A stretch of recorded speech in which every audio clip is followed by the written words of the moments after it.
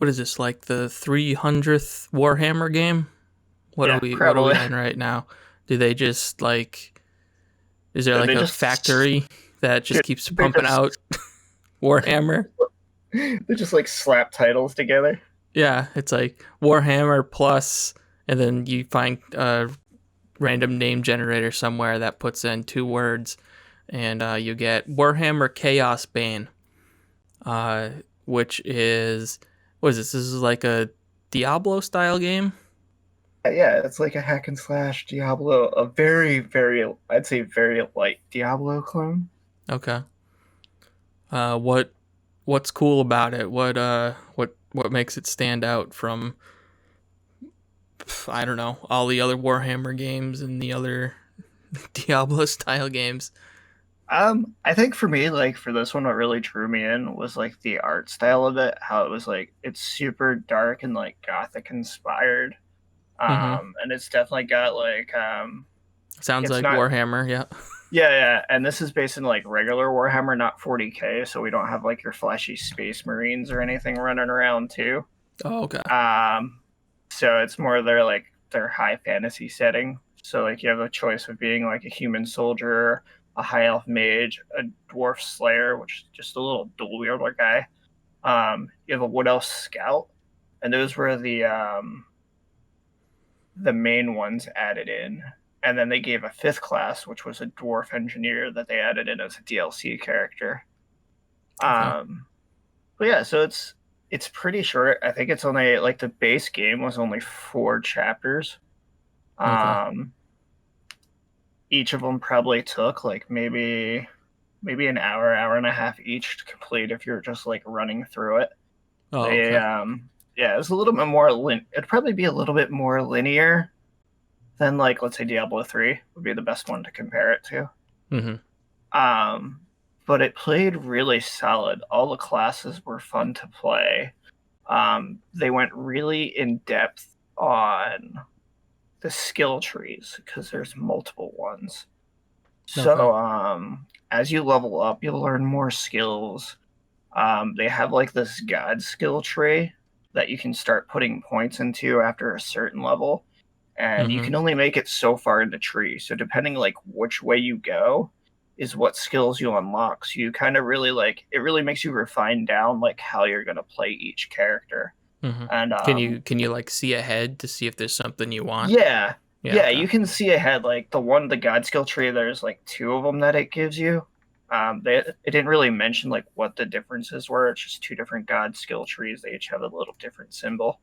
Mm-hmm. But they're pretty extensive. And the good part about that too is you also can create up to 4 loadouts on that single character. You know, with just a click of a button, you can switch, and then you can set it up a different way, or set it up another different way, or set up another different one if you wanted to, without having to create and have multiple characters. Mm-hmm. Which was like a really cool feature because, like in Diablo, you'd have to like make another character if you wanted to do it a certain way, or if you wanted to have a different build, Yeah. or like with some current games now we're playing, there's so many different armor choices and setups we can do, but then we don't have this feature for like a loadout. And that was pretty cool because a couple times, even though like a couple times I would be like playing through and then accidentally click and be like, where'd all my moves go? Oh, okay, cool. So we have multiple loadouts. Oh, okay. That's That's neat. cool. But yeah, so that Um. gives you. Yeah. So, in terms of uh, like loot and stuff like that, how does it compare to like how does it stack up to Diablo? Is it also streamlined, I'd say, or is it yeah, the yeah? loot's a lot more streamlined. Like, I don't think anything can compare to Diablo as far as loot. Mm-hmm. I think they have one of the most like massive like loot systems out there as far as variety and the different tiers. As long as like the sets and all that they give you in that game. With this, you have like there are different sets, but it seems like your uncommon has a set, your rares have a set, then your legendary is a different set, and they each follow the same name. And then, you know, once you get up to kind of like the legendary pieces, there might be like maybe like 3 or 4 different sets that allow you to kind of build your character into the sets, because a lot of your moves and settings for skills are based on the gear that you get once you come to the end game. Hmm. Because it gives like it's based on a point system. Every skill has 3 tiers that it could be, and then each tier up it requires more points. By the time you finish the game, as long as you've done everything, you have 100 points to use.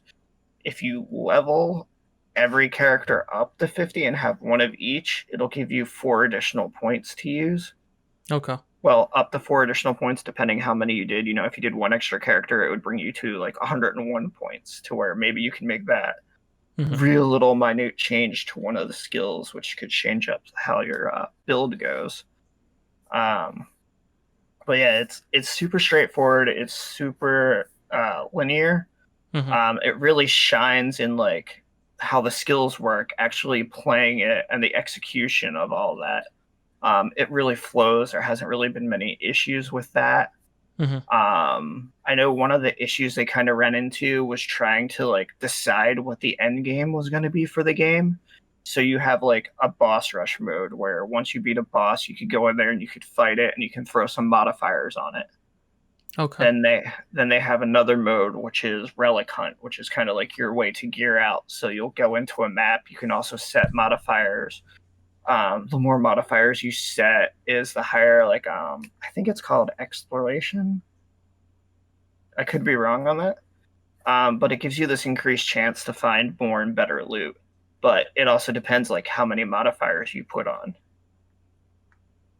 And Hmm. then so the relic hunt, you go through, you find a boss at the end, you'll do the little mini boss, and then depending how many players you have, you get these huge coffins that pop up, and they'll give you a bunch of loot.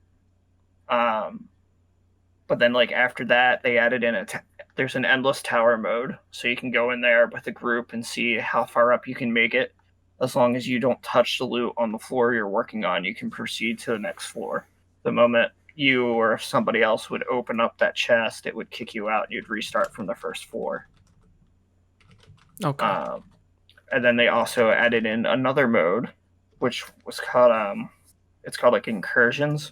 So kind of like the demons have taken over more, so they'll have like the same environments you've done already, but they'll be like more hostile. And then you'll have a bunch of negative effects on you that you've got to try to like out survive to beat the map to win points. And this opens up yet another tree that you can use to like load out your character more. Um, but somehow it kind of like all works together. They threw like all these different trees at you, but the way it knits together was nice. And like I think that was like the most highly thought of part of the game. Hmm. Because the story is real simple. You're just going to save the Empire from demons, and it's kind of like, oh, go do this guy, go save this guy, go help these people, go help these people. A All right, Warhammer game. kill off this henchman, come back and all. Yeah, I was gonna So ask about the story, but figured it was Warhammer. yeah, it was definitely Warhammer. They did have like another story expansion called the Undead Tomb of Kings. I've played Hmm. the area a little bit, and it's kind of like your desert Egyptian type area, and that's pretty cool. I just don't know what the story is because we haven't really touched in on that part. Hmm. Um, Now, but yeah, so does it have the co-op that Diablo has? yeah, Yeah. you can bring in up to 3 other people in with you for co-op, Okay. and the co-op actually works pretty good. The one minor flaw with that is the only person that actually gains like boss progression is whoever owns the lobby. So you could all start out at level 1 together and then go up to the boss and beat the boss. But if you would come back to your game, you would have to beat that boss again to get like the skill point it's going to give you and the progression on to like, hey, go to the next area now. Kind of Hmm. like it's a little bit weird of a system. Okay. Yeah. So this is like, is this kind of like a budget title? Yeah, I think so. It's from Eco Software, Okay. and it was published by Big Ben Interactive. Okay. Um, And it's not like a full $60, is it? Actually, Actually? Yes, it was a full $60. Oh, it was. And Okay. if you wanted to get everything, including the expansions, which there were two, which aren't really even that big, it was $80. Oh man. By what you're saying, that doesn't sound like it's. I No, was expecting no. it to be like a $40.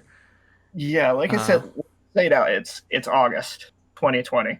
The game came out in May, the end of May of 2019.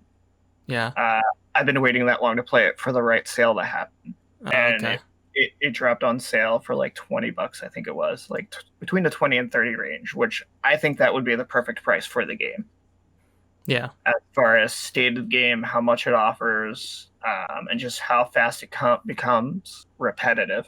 Yeah. That's like its biggest downfall is like once you're done the story and everything, the extra leveling up you might have to do, because I think you can finish the game like right around level 40, and 50 is the max, and then after that it goes into like a legend system, kind of Yeah. like how Diablo has that with the Paragon system. Okay. So Yeah. if you can find it on sale and it's on the lower end, it's definitely worth a grab if you like those kind of games. Hmm.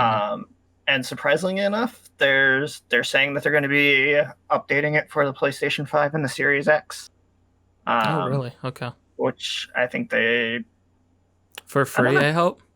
hopefully for free. If not, totally not worth it.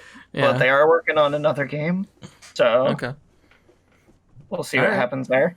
Yeah. Yeah. It's a little bit bummer on the price, but it sounds like it's at least a well built game. If a little bit short on the content.